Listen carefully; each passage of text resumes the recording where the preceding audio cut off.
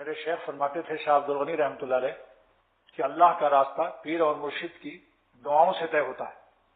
جو لوگ کسی اللہ والے کی صحبت یافتہ نہیں ہیں کتنا ہی کتب بینی کر لیں مگر ان کی کلام میں وہ تاثیر نہیں ہے. جو اللہ والوں کی صحبت یافتہ کے تھوڑے سے علم میں اللہ تعالیٰ برکت ڈال دیتا ہے. برکت اور ہے، حرکت اور ہے. چھوٹے کاف سے کتب بینی کرنے والے بڑے کاف کی کتب بینی والوں کو نہیں پا سکتے. نہ جانے کیا سے کیا ہو جائے میں کچھ کہہ نہیں سکتا. مولانا شاہ محمود احمد صاحب رحمۃ اللہ علیہ کا شعر ہے. کچھ کہہ نہیں سکتا جو دستار فضیلت گم ہو دستار محبت میں. اب دیکھیے مولانا شاہ محمود احمد صاحب رحمۃ اللہ علیہ نے کبھی بخاری شریف نہیں پڑھائی مگر بڑے بڑے بخاری شریف پڑھانے والے جا کر ان سے دعا لیتے تھے.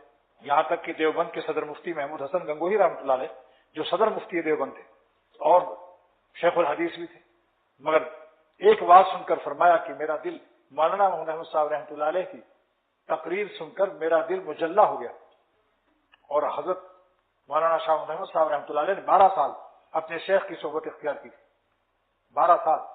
یہاں تک کہ ان کے مرشد نے فرمایا کہ اگر قیامت کے دن اللہ تعالیٰ پوچھے گا میرے لیے کیا لایا تو میں کہوں گا، عرض کروں گا کہ میں مولانا احمد کو لایا ہوں. محمد احمد نام تھا. اور مصنف عبد الرزاق کا حاشیہ عربی زبان میں لکھنے والا ہندوستان میں سب سے بڑا محدث مولانا حبیب الرحمان اعظمی جنہوں نے عربی زبان میں حاشیہ لکھا، میں نے آنکھوں سے ان کو دیکھا کہ وہ الہ آباد آئے ہوئے ہیں اور بستر لگائے ہوئے ہیں صرف دعا کے لیے. آنکھوں سے تم نے پی نہیں، آنکھوں کی تم نے پی نہیں. میں کشوں یہ تو میں کشی رندی ہے میں کشی نہیں.